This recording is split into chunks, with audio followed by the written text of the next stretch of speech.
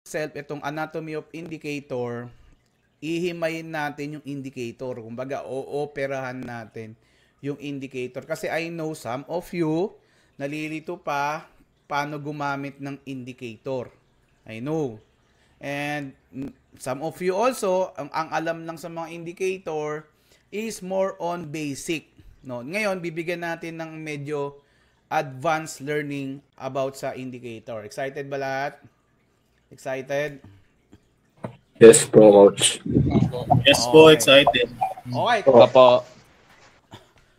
Banatan na po, mentor. Okay, kung excited ang lahat, syempre ang gawin nyo, screenshot nyo to, then post nyo kagad sa Facebook nyo.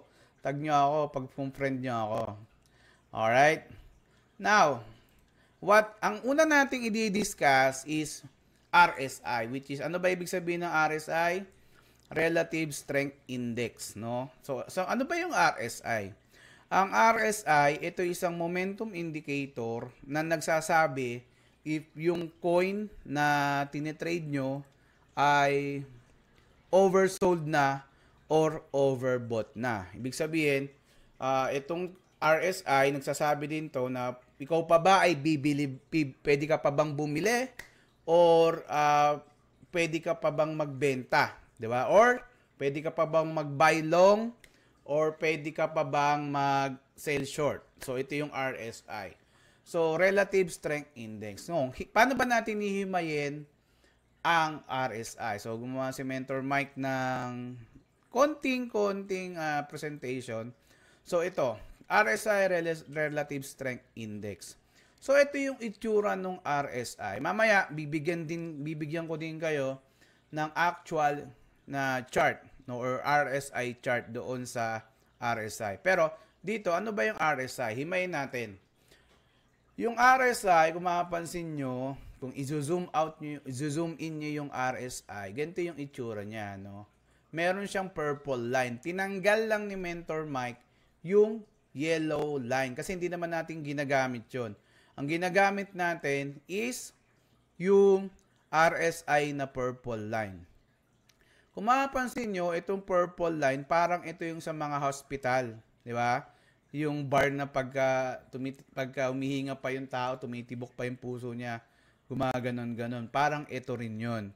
Now, mapapansin nyo, meron ako mga binilugan dyan. Unang bilog, tandaan nyo to, if yung RSI line tumagos, di ba? Itong RSI purple line na to, tatandaan nyo itong RSI purple line na to.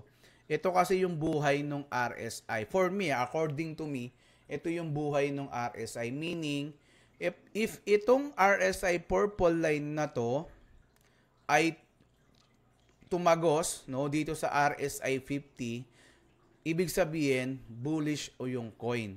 Bakit natin sinabing ganon? Bago mo dapat aayusin yung RSI mo, sorry sa boses ko, no?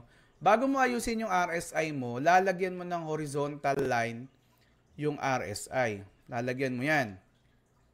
Tapos, yung horizontal line na yan, lalagay mo siya dun sa 50. Itong RSI 50 na to. Yan. So, para mas madali mong ma-identify na ano ba ang takbo ng market.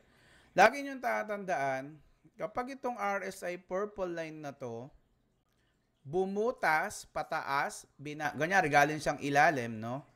Bumutas siya pataas, ibig sabihin, the coin is bullish.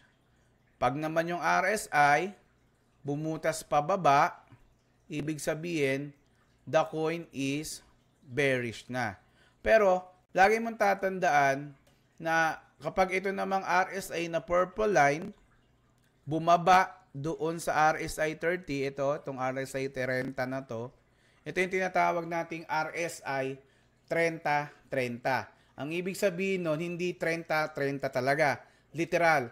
Ang ibig sabihin lang nun, RSI 30, meaning RSI 30 yung settings mo, mamaya papakita ko sa inyo, tapos 30 or below 30 yung RSI. Ibig sabihin lang yan, kapag RSI 30 days, sabi doon, 30 days, and 30 days na yung level ng RSI purple line, meaning, oversold na yung coin, kung ano mang coin yung tinitrade mo. So, ibig sabihin, kapag yan ay nag-oversold na, hinay-hinay ka na sa pagso-short ng coin. Hinay-hinay ka na dyan kasi oversold na. Ibig sabihin, kung ikaw ay isang tindero, wala ka ng paninda. Ubus na. Alright? Ganun yun. So, ibig sabihin, you need to bodega yung ano mo, yung warehouse mo, yung tinitinda mo para meron kang maibenta ulit. Ngayon naman, yung RSI purple line, exact opposite, kapag siya ay bumutas na ng RSI 70, dito, ibig sabihin po nun, ang RSI natin ay overbought na. Or ibig sabihin, marami nang bumili. Yung mga tao, nakabili na sila nung coin na yon. And since marami nang nakabili, halos umabot na sa sukdulan yung level ng RSI purple line, umaabot na siya ng 80, ibig sabihin yan, hinay-hinay ka na kakalong. Understand? Naiintindihan ba? Nakuha, press 1, no? So, ibig sabihin, itong RSI na to, pwede mong sabihin na kapag bumaba pala ng 30 yung price, pwede na akong mag-abang ng mga bounce, no? Pwede na akong mag-abang ng bounce. Kapag naman sumobra na dito sa 70, pwede na akong maghanap ng mga correction. Alright? Lagi niyong tatandaan, ang RSI is a laggard indicator, no? Ibig sabihin ng laggard, late siya, late lang siya na indicator. Huwag mong gagawing buhay ang RSI na pag nakita mo na andyan na yung RSI, maglulong ka na kagad. Hindi po ganon. Kapag ginawa mo yan, pipitiking kita sa ilong. Kasi, ano lang yan, kumbaga sa traffic light, si RSI yung color yellow. Diba? Tatlo yung color nun. May red, yellow, and green. So, si RSI, siya yung signal na nagsasabi na pag nag-yellow, diba? Ibig sabihin nun, ready ka na, magpupula na. Ready ka na, magi-green na. So, yun si RSI. But it doesn't mean na pag green, yellow ka, tatawid ka agad. Kasi pag tumawid ka doon, hindi pa tapos, yung anong mangyayari sa'yo?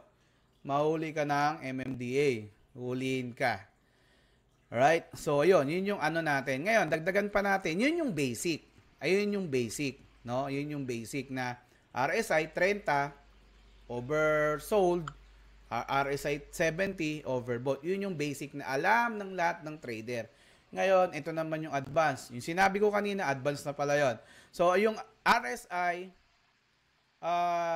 kapag yung RSI, again, lagyan mo ng horizontal line yung RSI mo. Yan, lagyan mo ng horizontal line yan. Kapag yung price bumutas ng RSI 50, this one, ibig sabihin yan, bullish yung coin. Okay, kapag bumutas pababa, yung RSI talagang nagko-close na dun sa ilalim, bearish na. Lagi mong tatandaan, the higher the time frame na makikita mo ito, example, nakita mo na yung RSI 50 nung 4 hours, nabutas na ng RSI 50. Lagi mong tatandaan, the higher the time frame, the effect, mas matagal yung kanyang effectivity. Okay? Ngayon, kung nakita mo lang itong nabutas sa 1 minute, mabilisan lang yun. Kasi 1 minute time frame eh. So, huwag kang magre-rely ng pag nabutas yung RSI 50 ng 1 minute, pababa, gusto mo, bukas ka na magte-take profit ng bearish, hindi. So, since 1 minute yon, mabilisan lang yon. So, if you are an intraday trader, so mga 15 minutes pataas ang kukuhanin mong RSI na breakage or yung mga RSI bumubutas pataas, bumubutas pababa. But if you are a scalper, mga 1 minute to 3 minutes yung titignan mo. Alright? So, ito yung advance. And ito pa isang advance. Itong RSI na to, nag-act din siya as support and resistance. No? Yung RSI 50 na to. Ibig sabihin, yung price Pag umaakit siya, galing siya ng RSI 30, galing siya ng RSI 30, kapag umaakit yan, merong chance na kung mapapansin nyo, pag wala kayong makitang sa price sa actual chart na resistance, tandaan nyo, yung RSI 50, nag-a-act din yan as a resistance. Nag-a-act din yan. Ibig sabihin, pwede siyang mauntog dun. Pag umaakit yung price, pwedeng mauntog yung purple line. Once na nauntog yan sa purple, yung purple line ng RSI, doon sa RSI 50, may chance na yung price bumaba. No? Bumaba. Pwede siyang mag-correct dyan. Meron din mga chance na pag galing naman sa taas yung price, bumababa, 'di ba? Bumababa siya. Nagiging support naman yung RSI 50. Ibig sabihin, merong mga chances na nagba-bounce yung RSI purple line doon sa RSI 50. Kasi minsan naman, di naman natin tinitignan to eh. Minsan nakafocus lang tayo sa price. But, pwede nyo itong gawing isa sa mga confluences na pag nakakita ka, ano kasi yan eh, parang magkapatid yung dalawa na yan. Yung support, doon sa may actual na price, kapatid niya tong RSI 50. Kumbaga, kung wala kang makitang support pero may nakita ka na RSI 50 na pwede siyang, nandun na siya, bumababa na siya doon, pwedeng maging support siya. No? Magkapatid kasi yung dalawa na yun. Now, if nag-i-stay dyan yung price sa RSI 30, ibig sabihin, hinahinay ka lang, antayin mo yung mga left hand o right hand na mag-activate. As long as nandyan na sila sa mga level na 70 to 80, ibig sabihin lang nun, maghanda-handa ka na ng mga trade na short. No? Iwas-iwas ka na kagad sa kakalong. Kahit sabihin mong kahit sabihin mo na yung coin ay merong good FA, but kung oversold naman siya or overbought, pwede pa rin mag-retrace yan. Huwag kang bida-bida na nakikita mo na nasa overbought na, gusto mo pang ilong. Huwag ganon. Kasi, kumbaga sa gasolina, if you want to go extra mile pa, kailangan may gasolina ka. Or parang ito yung makina mo. Na pag nandyan na yung price, yung RSI purple line, meaning lang yan, overheat na yung makina mo. Kailangan niya ng magpahinga. And sometimes, every time na magpapahinga yan or magkakaroon ng retracement, nagbabounce siya doon sa RSI 50. Lagi niyong tatandaan yon. Ngayon naman, kung sakaling ikaw naman ay babiyahe ng long weekend, kunyari, kung yung nagda-drive, babiyahe ka ng long drive, dapat, lagi mong tatandaan, kung ikaw ay babiyahe ng long drive, dapat naka-full tank ka. Ibig sabihin ng full tank, galing dapat yung RSI 30, yung RSI purple line mo, doon sa range ng RSI 30 and 20. Dapat na andun sila. Para malayo-layo yung mababiyahe mo. Kasi kung ikaw ay dito lang, sa area na to mag-aantay, tapos gusto mo ng matagalang take profit, malabong mangyari yon. Kasi mamaya-maya, pagdating nyo dito, bala na, bababa ka na. Andito na pala yung pinaka-final destination ng sinakyan mo na sasakyan or yung bus, kung ano man yung ginawa mo. So, inahalin tulad natin siya sa bus, no, sa mga sasakyan. Kasi, ito talagang RSI is momentum siya. Dito mo malalaman, kapag ang price bumubutas talaga ng RSI 50, merong momentum yan. Lagi niyong tatandaan yon. Kasi hindi yan bubutas ng RSI 50 kung walang buyers yan. Right? Or hindi yan bubutas pababa kung walang seller. Okay? Now, you can also spot left and right hand using RSI. Yan ang kagandahan dito. And, base sa akin, ang pinakamagandang settings na ginagamit ko sa RSI ay RSI 30. Mula 1 minute hanggang daily, RSI 30 na yung ginagamit ko. Kasi 30 days yung kanyang sinusukat na RSI. Alright? Ito, lagi niyong tatandaan. Oversold and overbought doesn't mean not that you're going to trade the trend agad, no? Hindi porket nakita mo na naandyan na siya sa overbought, yung time frame na yan, titigil, kumbaga, mag-short ka na agad. Kasi baka mamaya, makita mo, oversold na siya dito, ay overbought na, pagdating mo dun sa higher time frame, nagsisimula pa lang siyang bumutas ng RSI 50. Ganun yun eh. Ganun yun. Ganun palagi yun. Hindi pwedeng magtugma ang RSI ng 15 minutes sa RSI ng 1 hour. Hindi pwedeng ganun. Minsan nauuna yung lower time frame pero nalilate yung higher time frame. Laging ganun yun. Hindi sila pwedeng magsabay. Kasi nga, since RSI 15 yun, lower time frame yung sinusukat niya. So, kung gusto nyo ng matagalang trade or yung matagalang mahaba-habang paglalakbay, kuha kayo nung RSI ng mas malaking time frame like yung 4 hours or yung daily. So, ibig sabihin, if you want a good trade, hanap ka ng mga 4 hours na bumubutas ng RSI 50. Kapag bumutas na yan ng RSI 50, ibig sabihin lang nun, matagalan yan, matagalang biyahe yan. Now, but, lagi niyong tatandaan, wag kayong magte-trade using RSI alone, no? Ang RSI is a late na indicator to na nagsasabi na overbought and oversold. But, kung magte-trade ka lang ng RSI alone, sisiguraduhin ko sa'yo, mauubos ang pera mo. Okay? Kasi hindi naman ito yung basehan talaga na ikaw ay magte-trade. Kumbaga, confirmation lang siya. Alright? Confirmation lang siya. Wag na wag kayong magbabase agad-agad dito sa RSI. Alright? May question ba dito? Guys, may question? Wala pa po. So. Wala po, coach. Sigurado? Alright, sige. Yes po, coach.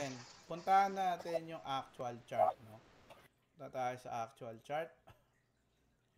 CFX. Yan. Burahin muna natin to.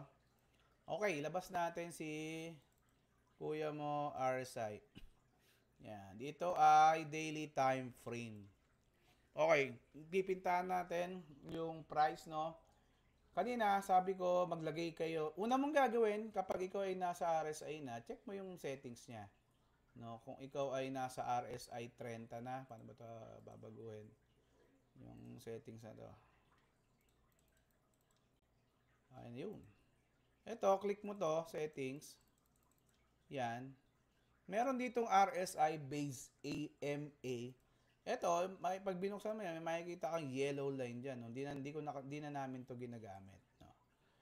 Ito yung RSI purple line kanina.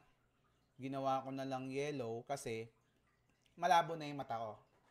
Hindi ko na makita yung yellow na yun. Okay? Kaya ginawa ko yellow. Ngayon, siyempre, depende yan sa depende yan sa mata mo. Kung malabo na mata mo, edi palakihin mo. Ngayon, kung talagang sobrang labo na, pwede mo namang patabain yung yung kandil, yung line na yan. Pwede yan. Ayan, di ba? Pwede. Ikaw na mag-customize niyan. Depende yan sa preference mo. Pero ako, tinatanggal ko na talaga itong RSI. Uncheck mo na yan. Now, sa RSI length naman, 30 lang yung ilagay mo para at least 30 days siya. Now, ito na, naka-setup na. Ibugahan natin ng isang malaki. Okay, review. So, ang gagawin mo, lalagay ka ng RSI 50 horizontal line. Paglagay mo ng horizontal line, ito, this one, ba't tayo matanggal nito? Oh, ayun na, nilagyan mo na Kuya Rowel ng ano to? Meron na, no? Pero hindi. Alam po, Mike, alam po. Itong blue line. Ng line. Hindi, sadya pong may line na po yan, Mike. Apo, may line po sadya. Yun po sa settings siya, may line po yan. Pwede po sa settings. Para at least yung iba. Ano makita nyo yung setup. Okay, andun nga pa rin, no? Sige. Ayaw nyong malis, sige.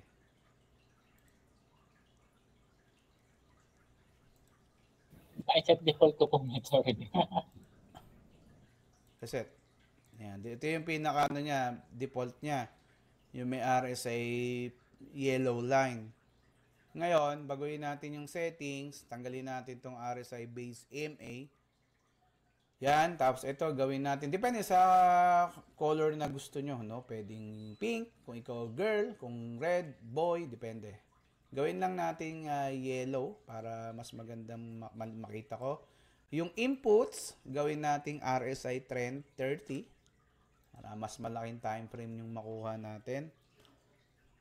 Then, lagay tayo ng horizontal line.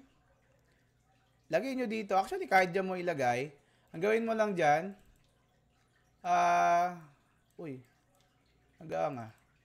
Gawin mo lang. Itong coordinates, click mo yung horizontal line na nilagay mo. Yung coordinates, gawin mong 50. Kasi baka mamaya, tansyahin mo pa dyan. Mahirap naman yun. Masira yung mata mo, kakatansya. Pwede namang i-click na lang. So, ito, lagay mo lang tong 50. Type mo lang dyan 50. Automatic. Yan ay pupunta na sa RSI 50. Yan. So, ito, lagay lang natin ng yellow line or white line. Yan. Ito na yung RSI natin. So, again, sabi daw kanina, kapag ang price na andito na, ano ibig sabihin na? Andito na siya, di ba? Nakita nyo, ano ibig sabihin na yan? Overbought po. Overbought. Oversold bot. Baka oversobot. Overbought na po. Above 7. Hindi ba oversobot? Dalawa na yung nag-aaway. Overbought na po kasi above 7. Overbought po. Overbought po. Sige. So, overbought, nandiyan na sa taas. So, ibig sabihin, handa-handa ka na kagad mag-short dyan, no? And sabi nga natin, the more na nakikita mo siya sa higher time frame, mas maganda, di ba? Ito, katulad nito, di ba? Nakita natin, hanap tayo ng ito, nauntog siya dito. Nakita nyo, merong RSI dito na 50, nauntog. Try natin kung nauntog nga siya, no? Di kasi bumaba eh. Di ba? This one, try din natin kung, tingnan natin mamaya kung nauntog. Dito naman, pagbaba niya, hindi na siya umabot sa RSI 50, pero nakita natin na parang nag-bounce siya. No, nag-bounce. Then, dito naman, nakita natin, meron din siyang pag-untog dito, no? Nakita nyo, umakit yung price. Pagdating sa RSI 50, nauntog, nag-correct doon, bumaba yung price. Di ba? Ngayon, makikita rin natin dito na pag-akit galing sa ilalim yung price, umakyat, binutas yung RSI 50 line natin, nabutas, di ba? Talagang lumipad.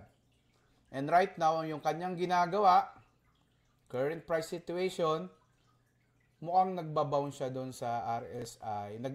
Bumalik siya doon sa RSI 50, yung recent na kanyang binutas, may mapapansin nyo, parang nagbabounce siya doon. Yan. So ngayon, i-confirm lang natin to by the help of yung price. No? Yung price. So, yan. So, mapapansin nyo, bakit sinabi ni Mentor Mike na hindi mo kailangang gamitin yung RSI alone. No? Hindi mo kailangang gamitin yung RSI alone para ikaw ay mag-trade. Mapansin nyo rito, any indicator na gamitin mo, ang ginawa ni TradingView dito, kung mapansin nyo, sinong mas malaki ang window? Si price or si indicator? Si price. Price, di ba? So, ibig sabihin, si TradingView, yung gumawa ng TradingView na to, sinasabi niya lang sa atin na unahin mo yung mas malaki, no? Kung ikaw ay lalaki, isipin mo, ito ay iyong, ano to? Kung ikaw ay lalaki, itong malaki na to, ito ay iyong asawa. Ito yung asawa mo. Siya yung pinakamalaki sa inyo. Okay? Ito ang susundin mo. Okay? Ikaw to, indicator. Di ba? Indicator ka lang. Indicator lang tayo. Sa bahay dati, no? Indicator lang tayo. Ang masusunod pa rin, yung asawa mo. Ito. Kumbaga, mapapansin mo sa TradingView, malaki yung kanyang space nung price. Ibig sabihin, siya ang sundin mo, siya ang unahin mo. Confirmation na lang yung indicator. Kumbaga, ito, kunyari, sabihin yung pinakamalaki, price muna. Ano ba itsura ng price? Market structure wise, di ba? Yun ang sundin mo. Then, kapag nakita mo na alam ko na yung mangyayari o di saka mo confirm dun kay oscillator. Check mo kung tama yung bias mo. Hindi yung ang gagawin mo, hanap ka kagad ng mga indicator. Mali yun. Maling-mali yun. So ngayon, tingnan natin. Tingnan natin yung kanyang nangyari. So, bisitahin natin tong ito. Ito muna, bisitahin natin to. Mapapansin natin, may bininugan tayong dalawa. Ayan. Dito, makikita nyo, no, pag tumingin tayo sa left side, from here, wala na tayong makikitang mga resistance pa dito sa part na to. Diba? Wala na tayong makita. If we are going to put horizontal line, zero visibility. But, kahit wala tayong nakikitang resistance dyan, pwede naman tayong gumawa ng resistance na to. Isunod natin dito. Mapapansin nyo, meron tayong RSI 50, di ba? Nakita nyo ba to? RSI 50. So, yung RSI 50 na yon, nag-act siya as a resistance, no? Nag-act siya ng RSI 50 resistance. Ibig sabihin, kapag kakaunti pa ang buyer nung coin na tinitrade nyo, hindi pa siya makaka-penetrate pataas doon sa RSI 50. No, hindi pa siya makaka-penetrate dyan. So, kapag hindi pa siya nakaka-penetrate dyan, ibig sabihin, malabong mabutas niya yan. Ngayon, paano malalaman? Bakit to Mentor Mike sumobra? May pagsobra. Di ba? May pagsobra. So, ibig sabihin lang nito, hindi porket maglalagay ka ng horizontal line dyan. So, para masabi mo na confirm na yung kanyang breakout or breakout pataas, dapat, kapag bumutas na to ng RSI 50 dyan, dapat yung price nandun na rin sa above ng horizontal line. Doon na siya nag-open. Para masabi nyo na goods na yung yung buying niya or yung buyers marami na. Now, kung mapapansin nyo rito, pagdating galing sa ilalim yung RSI, nauntog, RSI 50 untog, sabi ko sa inyo, magkapatid lang yung dalawa na yan. Since nauntog siya, bumaba yung price, di ba? O ngayon, nag-attempt siya ulit na ito, ito yung kwento ngayon, bumaba siya, di ba? Bumaba. Nag-attempt siya ulit sumubok na i-penetrate yung RSI 50. At the same time, itong resistance na to, hindi nanalo. Ano nangyari? Nauntog na naman ulit doon. Ano nangyari, guys? Ano nakikita nyo? Di ba? Bumalik siya. Bumaba. Na-reject siya ng sobra-sobra. Di ba? So, ibig sabihin, it just clearly shows na parang ganito gagawin mo dyan, no? Para hindi mo masyadong pansinin yung RSI na indicator. Lagay ka ng horizontal line. Yan, pwede to. Ngayon, check mo, no? Kapag malapit na dyan yung price, check mo rin yung RSI 50. Kapag malapit-lapit na dyan yung RSI 50, check mo kung ito ay binutas siya na itong RSI 50 na to, dapat itong price dapat na andito na rin siya sa price na to, nasa taas na. Ngayon, kung wala pa siya dyan, malabo na butasin niya. Talagang magre-reject yan. Okay? Malinaw ba, guys? Malinaw? Ngayon, di ba, nakita nyo to? Anong nangyari dito? Boom! Nakita nyo, di ba? Nag-attempt siya ulit. Nag-attempt, pero nakita nyo, di ba? Binutas siya na yung RSI 50. Nabutas na. Pero nakita nyo ba yung price? Andun na rin sa taas ng horizontal line. So, ibig sabihin, the price is now bullish state. That's why, makapansin nyo, andun na rin yung price. Lumipad na. Iniwan na yung naiwan na. Okay, bumuga na eh. Nabutas na yung RSI 50, bumuga na. Di ba? Tumaas na. Yan. Okay. So, wala na naman tayong nakikitang resistance sa left side natin, di ba? Pero, syempre, ikaw ba ay maglulong pa sa mga ganitong pagkakataon? Tingin nyo guys, maglulong pa ba kayo pag naandito na yung price? Anong una mong titignan dyan? RSI. Check mo yung RSI. Nakita mo yung RSI. Nasang lupalop na siya ng RSI. Nasang level na siya. Overbought. Overbought na. So, ibig sabihin, hinay-hinay ka naman ngayon na mag-buy long dyan, di ba? Antayin mo yung pagbaba niya. Antayin mo. Antayin mo yung pagbaba, overbought situation, don't go long. Hanap ka ng mga short. Nag-short siya, ano nakita nyo dito? Di ba? Bumalik siya ng RSI 50, nag-a-act na support na tong RSI 50. Meron na tayong resistance dito also, pwede tayong mag-fib. Swing high to swing low. Meron 618 na kinuwang area para mag-bounce. Dahil ito ay nasa 618 na, nandun na rin sa RSI 50, siyempre umaasa na tayong magkakaroon ng bounce dyan. So ayun, nag-bounce ulit, di ba? Nag-bounce ulit. Di ba? Nakita nyo, nag-bounce ulit. So, nag-a-act siya as support, pwedeng mag-bounce.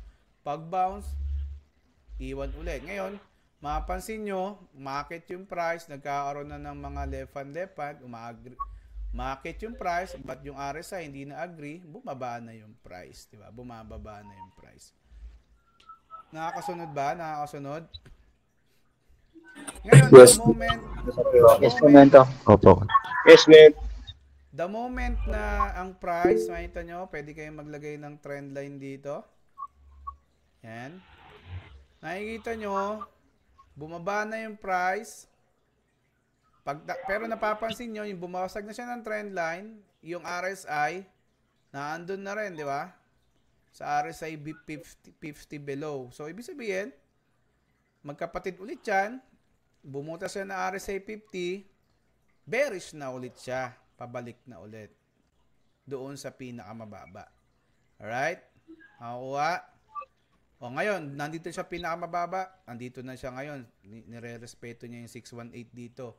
Yung pinib natin. Ngayon, dahil nasa 618 siya, may chance siya mag-bounce. Pero nung pag-bounce niya, anong nangyari dito? Diba? May RSI 50 na naman siyang binunggo doon. Ngayon, pwede kang mag-pib. Swing high to swing low, may 618 na naman siya doon. So, ibig sabihin, may 618 dito, merong RSI 50 na naman, pwede na naman siyang mauntog. No? Pwede na naman siyang mauntog doon. Kapag yung price, lagi niyong tatandaan, if the price is playing around or around this area, if nagpe-play yung price around that area, RSI 30 to 50, wala kang ibang gagawin dyan kundi mag-short. And ang take profit mo doon sa mga common support. If the price naman is naglalaro above nung RSI 50, ibig sabihin lang yan, bullish ka. So, ang take profit mo sa mga previous highs, no? Sa mga previous high. So, ulitin ko kapag yung price, RSI 50 binasag, naglalaro na yung price above nung RSI 50. Andito na siya sa above dito. Wala ka ibang gagawin dyan kundi maghanap ng long position. Especially, kapag nakikita mo tong RSI na bumabasag ng 50, makikita mo sa higher time frame. Maghanap ka ng mga long doon. Huwag kang mag-short. No, parang awa mo na. Huwag kang mag-short doon. But, if nakita mo naman yung price, naglalaro na siya doon, up below ng RSI 50. Nakita mo na, naglalaro na siya below RSI 50. Parang awa mo na rin, huwag kang maglolong-long dyan. Kasi naandun na siya. Hantayin mo siyang mag-top again doon sa, pag dito siya nagpe-play, RSI 50, antayin mo siyang mag-top doon sa RSI 30 or mag-antay ka ng mga trend line breakout. Yung mga ganito. Gawa ka ng mga trend line na ganyan. Pero as much as the coin nandito sa pinaka naglalaro siya sa RSI 50 to 30 level, short ka lang muna. No, short. Antayin mo siyang mag-top or ma-hit niya yung RSI 30 level. Kasi pag nasa RSI 30 level na yan, nag-i-indicate lang yan ng oversold na talaga kasi nasa level na siya ng RSI 30. Alright? Dito, mapapansin nyo, binutas na naman niya tong RSI 50 dito. Butas na naman niya. Yun, nag-pump naman siya. Di ba? Nag-pump siya. O ngayon, nandito na naman yung RSI 50 sa... Ay, andito na naman yung RSI yellow natin nandito sa RSI 50. Ano nangyari, di ba? Nagbabounce lang dan sa price na iyon. So, ganun lang siya, no? Kumbaga, yung pinakamaganda yung intindihin mo na, gawa mo na kayo ng price, i-chart nyo muna yung price. Kapag nakita mo na nakagawa ka ng trend line na ganito, nakita mong binasag niya na, dapat, ang makikita mo dyan, sa RSI, dapat, binabasag niya rin yung RSI 50. Dapat binabasag niya rin yan. Yun yung nag-i-indicate na ikaw ay nasa bearish state na, nasa bearish situation ka na. So, hinay-hinay ka na dyan, kaka-long.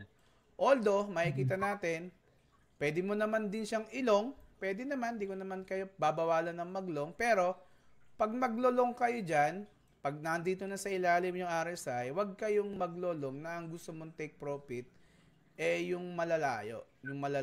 Wag yung gagawin yun. Kasi, masisira yung mental, mo dyan.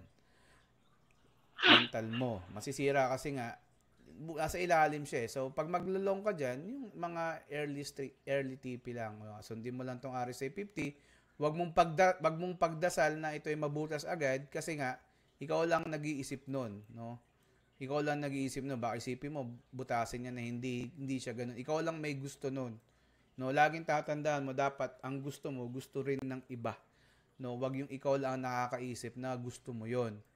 Na, kunyari, nakita mo dito, binubutas niya tong RSI 50, feeling mo, bubutasin. Wag mong paanda rin dito sa trading yung feeling mo. Okay, wag yung feeling mo. Dapat, sundin mo yung kung ano yung sinasabi nung buong market. Wag kang magsasabi, feeling ko, ano yan. Wala, hindi uso dito sa trading yung feeling na yan. Okay?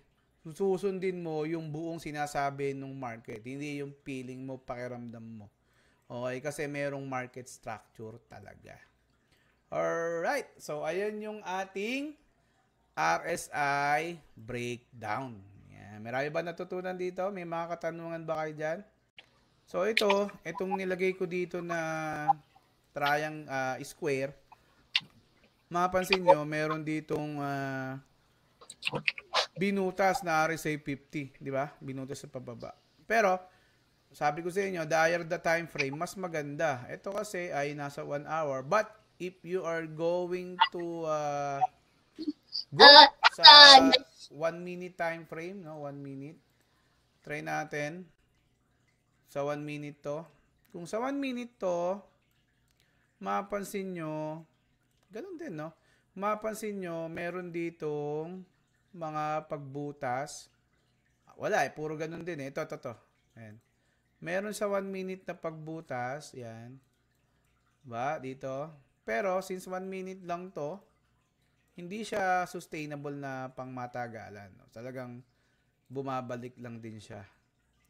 Pagka punta niya dun sa previous high, bumalik lang siya. Diba? So, ibig sabihin, ang kailangan mong gawin dito kapag may butas dito sa 1 minute na time frame, dapat accompanied siya or parehas siya nung sinasabi nung bigger time frame. O ibig sabihin, hindi siya nauuntog sa RSI 50, sumusobra din siya dun sa RSI 50. So, dapat ganun lang ginagawa niya. Pag ganun hindi siya ganun, wag mong tirahin ng long yun. Wag mong tirahin. Kasi mayayari ka doon. Tingnan natin sa 4 hours kung anong sinasabi nito. Ayan, tulad nito, di ba? Andun na siya sa pinakailalim, no? Bumubutas siya doon sa ilalim.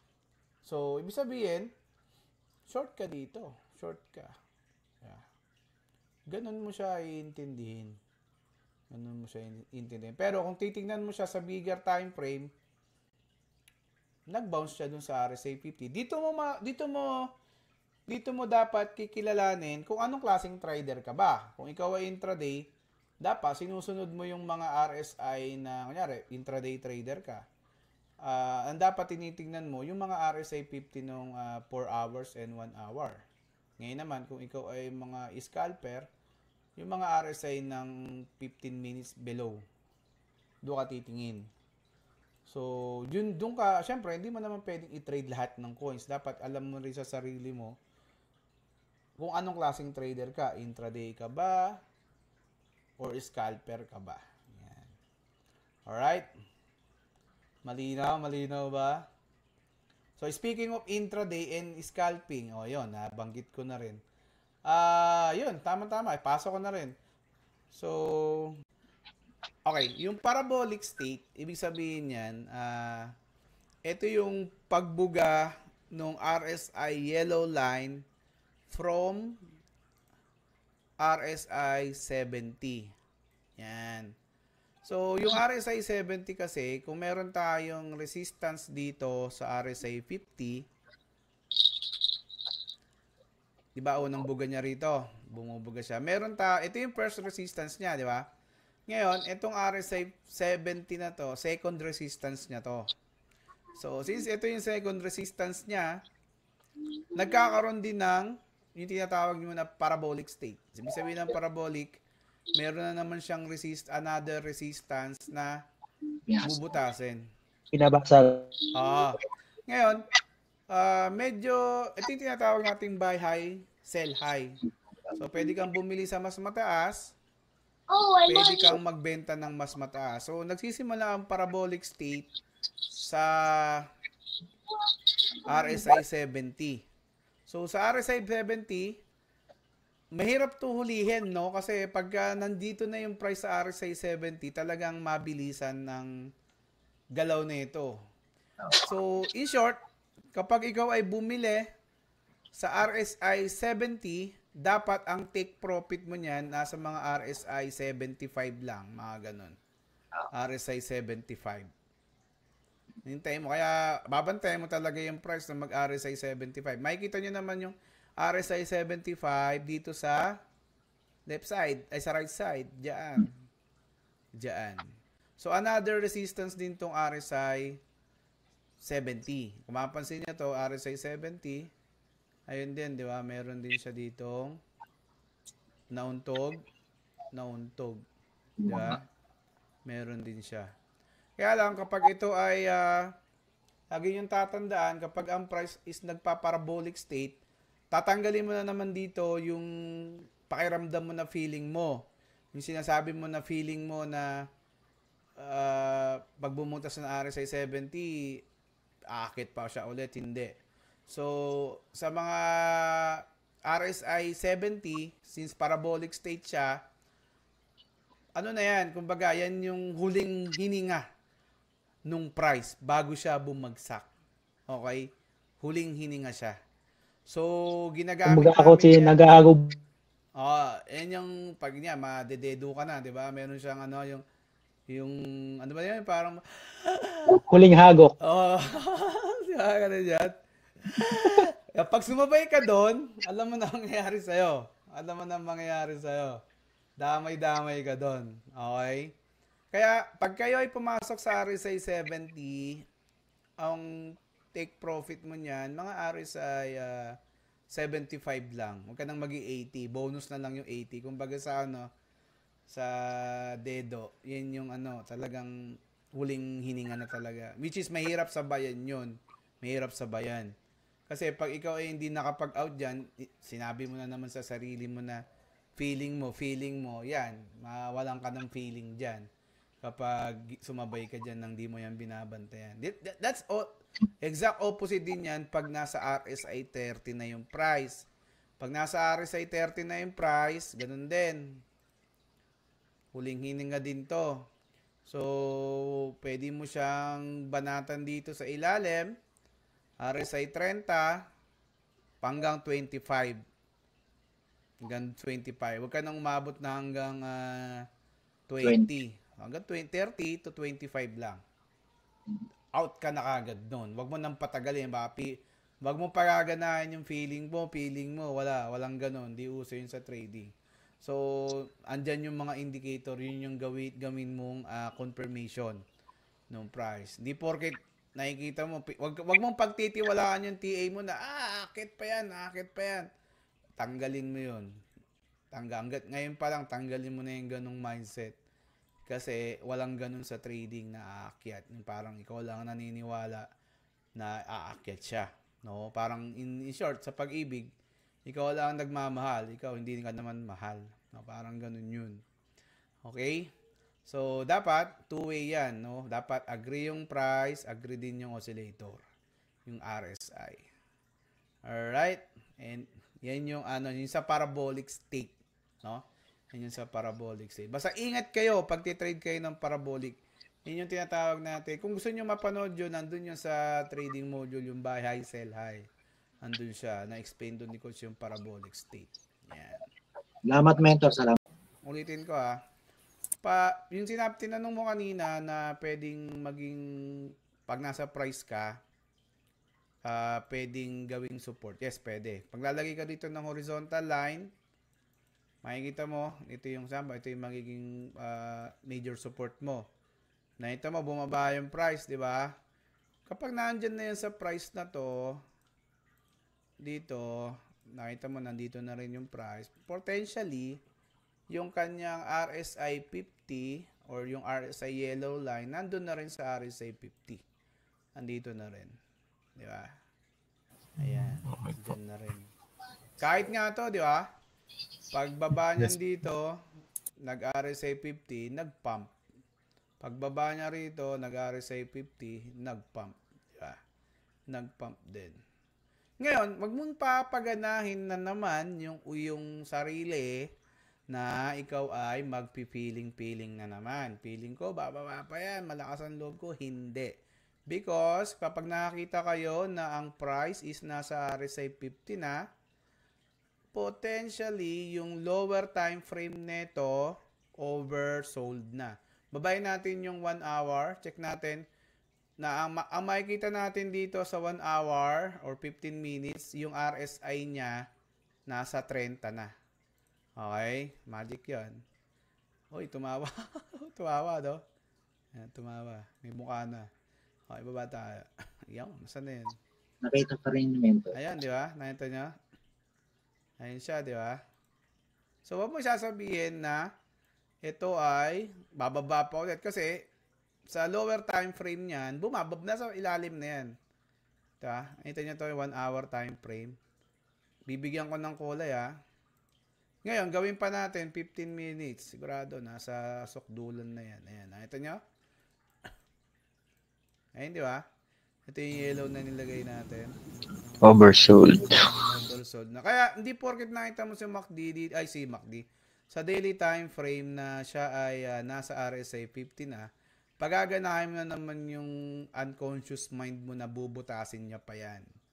Di ba? Ay, sa 4 hours. Baka sa isip-isipin mo, ako bubutasin niya kasi nasa RSI 50 na. Hindi ganun. So, syempre, pag nakita mo na andyan niya, potentially, nandun sa lower time frame niya. Kaya nga sabi ko sa inyo kanina, hindi sila pwedeng magkasama. Na pag nasa RSI, pwedeng mangyari yun yung kung talagang na-rug pull na yung price, yung coin, na pag RSI 4 hours, RSI 30 na. Tapos, lower time frame. Kasi rug pull na. Lahat nagbebentahan na. Pero sa normal price ng coin, hindi pwedeng pag nakita mo na yung price is nasa RSI 50 na nung 4 hours time frame, ganyan din yung makikita mo sa lower time frame din. Normally, kapag naandyan na yung price, normally, yung price niya sa lower time frame is naandun na sa, kita mo, ano nakikita nyo dito? Oversold na. Oversold na. Ingay, Oversold. pagka nakita ka na ng ganyan, hinay-hinay ka na sa No. Short. short, hindi long. Hinay-hinay ka nakakalong short yan. Kasi Short. oversold na siya. Okay? Hanap ka na ulit ng mga setup dyan, pang long. Pang long. Diba? Puro long naman yung babanatan mo dyan. But, again, hindi ka pwedeng mag-base sa RSI alone. Meron niyang support and resistance. Alright? Alright, nagustuhan mo ba yung ating weekly crypto learning? Kung nagustuhan mo naman, syempre, palambing naman. Pa-subscribe naman sa ating YouTube account para at least, ganahan pa tayong gumawa ng ganitong mga klaseng content about crypto trading. And syempre, if meron kang mga katanungan at meron kang mga iba pang tanong na hindi ko nabanggit dyan sa video, And syempre, feel free to message me. Ito yung aking Facebook account. Nandyan sa screen mo. Mike PHB. Nag-iisa lang yan. 9.5k followers yan. Ngayon, so message mo lang ako dyan. And sasagutin ko, I'm willing to help you kung naguguluhan ka pa about sa trading. No? So, message ka lang dyan. Akong bahala sa'yo. And syempre, palambing naman nung ating YouTube account. Pa-subscribe na. Maraming salamat. Thank you. See you again. Bye-bye!